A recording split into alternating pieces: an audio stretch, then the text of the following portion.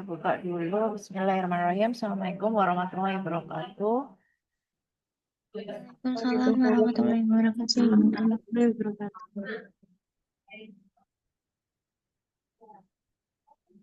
Slide-nya sudah muncul. Sudah, Ibu. Oke, jadi untuk materi Medpen hari ini, insya Allah akan saya selesaikan semua ya. Jadi materi-materi yang belum, karena materi ini adalah materi krusial ya, materi yang penting, mulai dari eh, pengumpulan data, penyajian data, pengolahan data, analisis data, dan penyusunan metodologi penelitian yang baik. Karena di nanti ketika kalian menyusun proposal dan skripsi sudah tidak ada lagi bimbingan yang dilakukan di kelas ya, misalnya kelas A, kelas B, bimbingan bareng enggak. Tapi nanti ketika proposal dan skripsi maka bimbingan itu akan diserahkan ke masing-masing pembimbing. Apakah kalian mau bimbingan atau tidak itu terserah dari mahasiswanya. Oke, jadi untuk materi ini sebenarnya kelanjutan dari materi sebelumnya tentang rancang penelitian eksperimental dan observasional. Sorry. eh,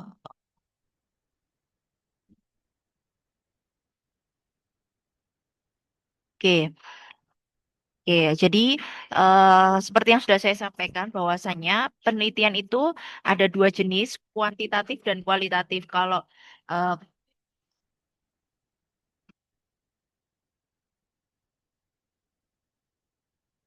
oke.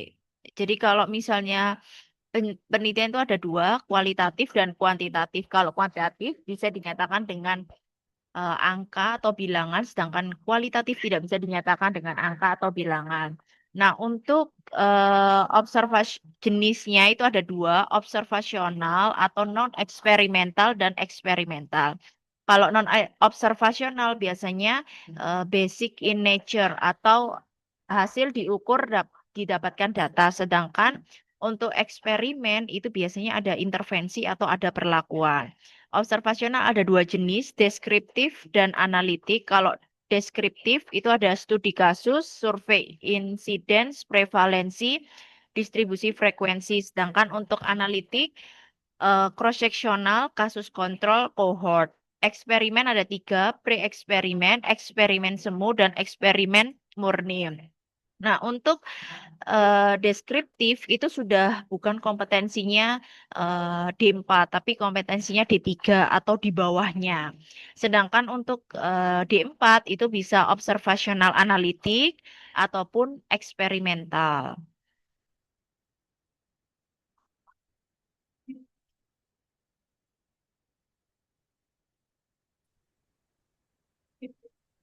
Habis. Tuh. Iya.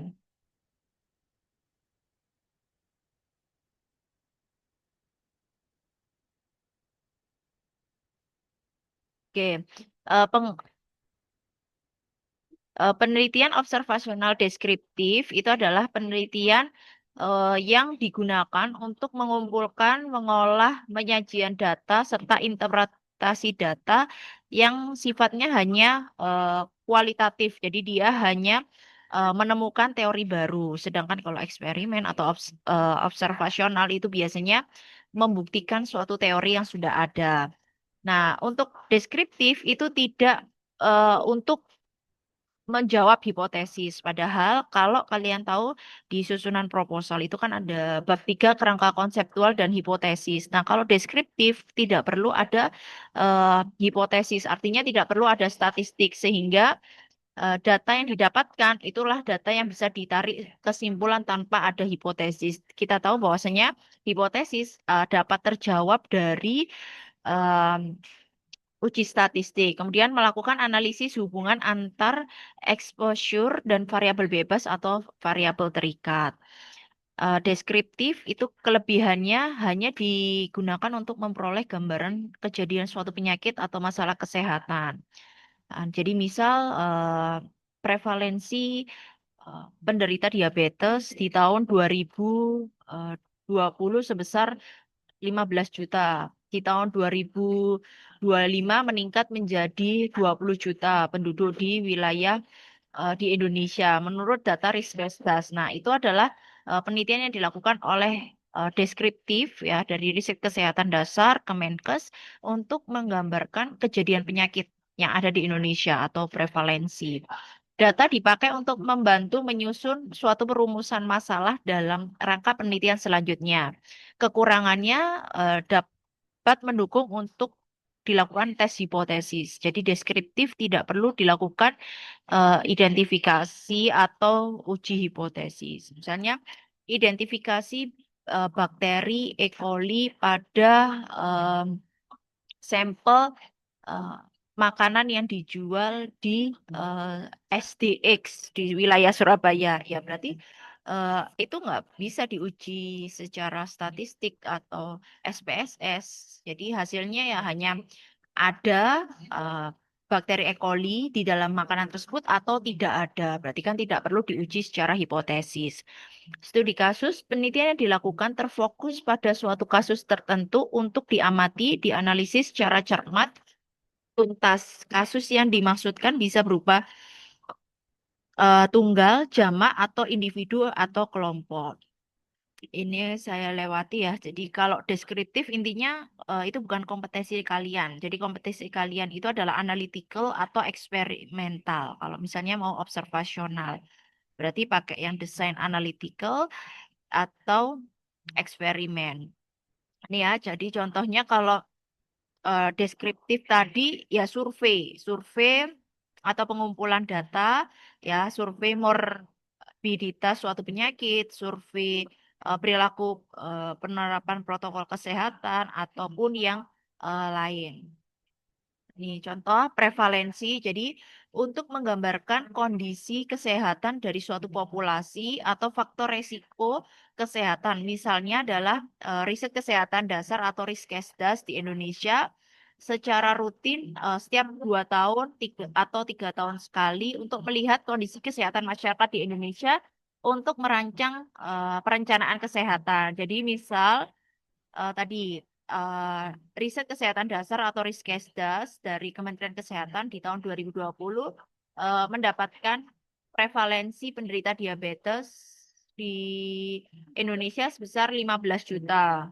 Kemudian di tahun 2025 meningkat menjadi 20 juta. Berarti kan ada peningkatan pasien diabetes di wilayah Indonesia. Menurut siapa? Menurut riset kesehatan dasar atau Riskesdas. Nah, bisa jadi riset kesehatan dasar Riskesdas data diabetes di Indonesia dengan di Singapura atau di Malaysia pun akan berbeda. Jadi penelitian itu dikerjakan di mana? Kalau dikerjakan di Indonesia ya berarti data yang ada adalah data yang ada di Indonesia. Oke, contoh prevalensi patah tulang pinggul pada wanita lansia yang ada di desa dan di kota ada pada 10 provinsi terbesar di Indonesia. Ini adalah data frekuensi ya. Jadi data frekuensi ini adalah data yang mendeskripsikan informasi sesuai dengan variabel-variabel yang diteliti. Kemudian penelitian eksperimental. Jadi kalau deskripsi itu hanya uh, ya identifikasi, analisis, hanya sifatnya adalah screening atau prevalensi.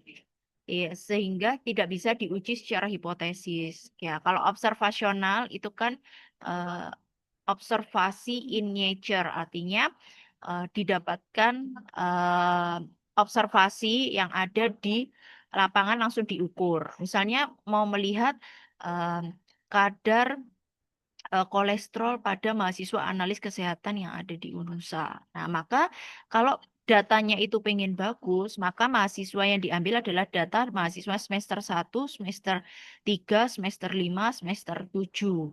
Ya, tapi kalau misalnya ya berarti diukur misalnya dari besar sampel diukur kemudian kadar kolesterolnya dicatat. Oh, ternyata misal dari total mahasiswa analis ada sekitar 400, maka dari 400 tersebut 50% kadar kolesterolnya normal. 20% kadar kolesterolnya tinggi. Dan 30% kadar kolesterolnya tidak teridentifikasi karena tidak sesuai dengan pemeriksaan. Maka itu adalah observasional. Jadi apapun data yang didapatkan, ya itu yang dicatat gitu. Jadi kita tidak boleh merubah data sama sekali karena observasi in nature. Nah, kalau eksperimental itu adalah eh, adanya intervensi atau adanya perlakuan pada subjek yang diteliti. Jadi ini ya adanya perlakuan atau intervensi dari suatu kelompok untuk mengetahui adanya sebab akibat yang ditimbulkan dari kelompok tersebut. Nah, untuk penelitian eksperimental itu pertama adalah rumusan masalah. Ya, jadi rumusan masalah itu kalau di bahasa Indonesia itu kan dalam bentuk kalimat tanya, ya. Ada problem statement atau eh, dalam bahasa kalimat tanya, apakah terdapat pengaruh konsumsi alkohol terhadap kadar AST dan ALT pada mencit yang diinduksi minuman alkohol. Contoh, atau mungkin apakah ada pengaruh kadar eh, glukosa darah pada mencit yang diinduksi minum kopi selama 15 hari. Nah, itu kan rumusan masalah ya. Jadi kalau rumusan masalah itu selalu dalam bentuk kalimat tanya. Tetapi kadang ketika ditranslate, jadi nggak semua itu bisa ditranslate di dalam bahasa Inggris. Jadi kalau misalnya dalam bahasa Inggris, rumusan masalah atau problem statement itu sebenarnya apa sih yang mendasari kalian melakukan masalah apa yang mendasari kalian melakukan penelitian tersebut dan urgensi atau pentingnya untuk dilakukan penelitian tersebut. Ya, jadi kemarin yang ketika diuji sama UPM itu juga akan mempertanyakan rumusan masalah bukan seperti itu karena rumusan masalah is not question of the problem. Jadi bukan pertanyaan dari masalah yang ada, tetapi rumusan masalah itu adalah sebenarnya masalah apa yang ada di Indonesia, apa yang mau kalian teliti dan eh, apa yang ingin kalian dapatkan gitu ya. Jadi tidak semua bisa ditranslate di bahasa Inggris. Intinya seperti itu. Jadi kayak misalnya pernah saya contohkan tentang blue type tipe biru. Bukan, itu adalah nama yang sudah umum, nggak bisa kita translate. Kemudian tujuan penelitian. Nah, tujuan penelitian itu apa? Sebenarnya kalian melakukan penelitian itu apa? Jadi saya mohon ya mahasiswa itu lebih kritis, lebih paham terkait apa sih yang harus dikerjakan ketika penelitian. Sebenarnya penelitian ini adalah rata-rata yang sudah kalian kerjakan di 6 semester ke belakang, ya atau kalian sudah pernah mengerjakan tersebut. Nah, kalau di penelitian, proposal dan skripsi, kalian tinggal eh, mengerjakan dari yang sudah praktikum kalian kerjakan, laporan kalian kerjakan, tapi susunlah secara systematically and clear, secara sistematis dan clear ya. Jadi tujuan penelitian itu apa? Nah, tujuan penelitian bisa terjawab di mana? Biasanya tujuan itu bisa terjawab di kesimpulan. Saya selalu mengajarkan ketika menyusun laporan, kesimpulan itu nggak menjelaskan teori lagi ya. Misalnya eh, kalian pemeriksaan narkotika ya pada sampel urin. Kalian jelaskan narkotika adalah bahan aditif yang bisa menyebabkan adanya ketergantungan apabila dikonsumsi. Itu bukan di kesimpulan, itu di tinjauan pustaka. Jadi tujuan penelitian itu terjawab di kesimpulan. Kesimpulan itu hanya menjawab tujuan. Kalau tujuannya ada 3, ya kesimpulannya ada 3. Kalau tujuannya ada 1, ya kesimpulannya ada 1. Nah, contoh misalnya eh, tujuan kalian kuliah itu apa ya? Jelas untuk mendapatkan ijazah dan lulus di D4 analis kesehatan ya sudah. Kesimpulannya nanti adalah didapatkan ijazah dan lulus dari D4 analis kesehatan. Udah. Masalah selama saya kuliah di UNUSA 4 tahun saya mengalami masalah. Misalnya saya mengalami kendala ekonomi, saya memiliki teman-teman yang toksik atau saya memiliki masalah dengan dosen tertentu, ya itu nggak perlu dijawab di kesimpulan, ya karena itu is not tujuan kalian. Jadi lebih spesifik. Hipotesis itu adalah dugaan sementara. Jadi ada H0, ada H1. Hipotesis dapat terjawab di eh, kesimpulan dari uji statistik. Rencana eksperimen. Jadi rencana eksperimen itu penting karena apa ya? Karena eh, saya selalu nyampaikan bahwanya please gunakan referensi atau literatur yang akurat. Dalam artian ketika penelitian tersebut nanti dipertanyakan oleh dosen penguji ataupun pembimbing, ya based on literatur, based on jurnal, berdasarkan literatur dan jurnal acuan yang kalian gunakan. Kalau jurnalnya aja nggak bisa dipercaya, bagaimana kalian bisa menyusun sebuah naskah skripsi, sebuah hasil laporan proposal yang baik dan benar. Pengumpulan data, jadi mulai dari variabel dependen, independen, bebas terikat, desain eksperimen, sampel penelitian beda ya. Jadi misalnya sampelnya adalah serum, kemudian populasinya adalah tikus. Nah, kalian harus lebih detail. Sebenarnya sampel adalah bagian dari populasi, ya. Nah, populasi adalah keseluruhan objek yang diteliti. Nah, kalau misalnya kalian salah menentukan populasi, salah menentukan sampel, salah menentukan besar sampel, ya sudah salah semua di metode penelitian tersebut. Jadi intinya jenis penelitiannya apa? Observasional, rumusnya Slovin. Eksperimental, rumusnya Federer. Salah menentukan jenis penelitian, salah menentukan rumus besar sampel, ya sudah ke belakangnya jelas salah. Jadi nggak perlu dikoreksi. Sifat penelitian, intervensi atau perlakuan, observasi terhadap efek perlakuan, pengendalian variabel luar atau non eksperimen, kelompok kontrol pembanding atau kelompok tanpa Makasih. perlakuan.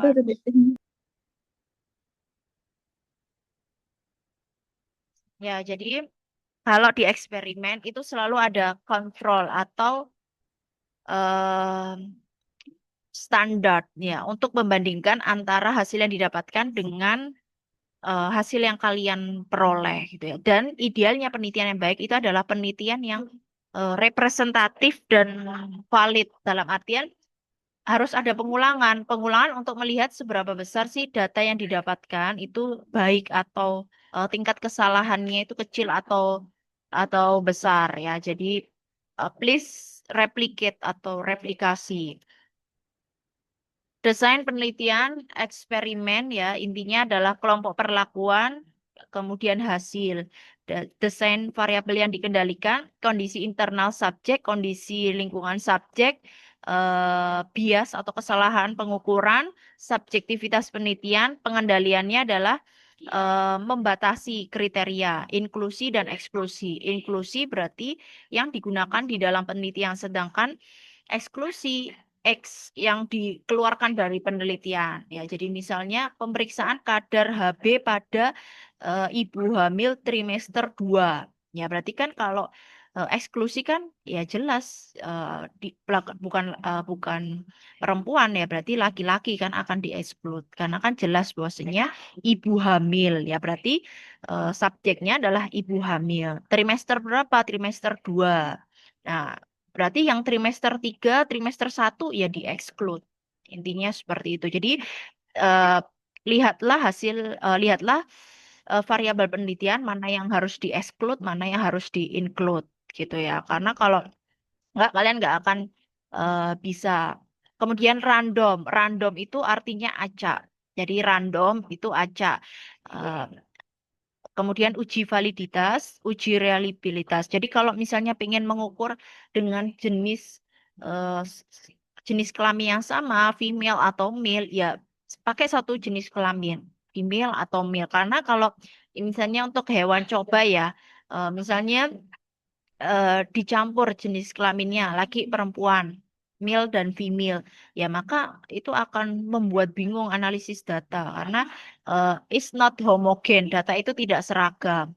Validitas dan reliabilitas, seberapa valid data yang diperoleh dan pengukurannya itu bisa didapatkan. Jenis rancang eksperimen ada 3, pra-eksperimen atau pre-eksperimen. Jadi rancang ini belum dilakukan untuk pengambilan sampel secara acak atau random, tidak dilakukan pada kontrol yang cukup. Sedangkan eksperimen murni atau true eksperimen, pengambilan terhadap variabel sangat ketat. Jadi random kelompok atau homogenisasi subjek atau kelompok kontrol. Ya, jadi misalnya tikus yang digunakan adalah tikus Ratus norvegicus female, perempuan ya, perempuan semua. Jadi jangan dicampur laki perempuan. Jangan dicampur satunya tikus, satunya mencit, satunya kelinci, dan seterusnya ya. Eksperimen semu atau kuasi eksperimen adalah pengendalian terhadap variabel luar yang tidak sekuat eksperimen murni. Ya, untuk pendekatan situasi eksperimen murni. Jadi biasanya adalah true eksperimental atau em, eksperimen murni. Ya, jadi kalau tujuan pra-eksperimen untuk mengamati suatu kelompok utama dan melakukan intervensi sepanjang penelitian. Se- ya, jadi ada X 0. One shot tembakan itu satu kali tembakan. Ya, nanti bisa dibaca pre-eksperimen ya. Kemudian eh, true eksperimen ya, true eksperimen itu sebab akibat di mana untuk mendapatkan eksperimen yang murni ya. Jadi bisa pre-post test ataupun yang lain. Kemudian rancang eksperimen murni, true eksperimen, ini ya kelompok eksperimen, kelompok kontrol. Artinya ketika kita melakukan percobaan, kita melakukan perlakuan, maka perlakuan antara kelompok perlakuan dengan kelompok kontrol itu harus sama. Ya, jadi misal diinduksi dengan amoksilin antibiotik ya, berarti ya sama. Kalau di kontrol itu misalnya diinduksi 1 mili ya berarti 1 mili semua. Tapi kalau misalnya tidak kelompok eksperimen tidak diinduksi 1 mili ya diinduksi semua, gitu ya. Eh,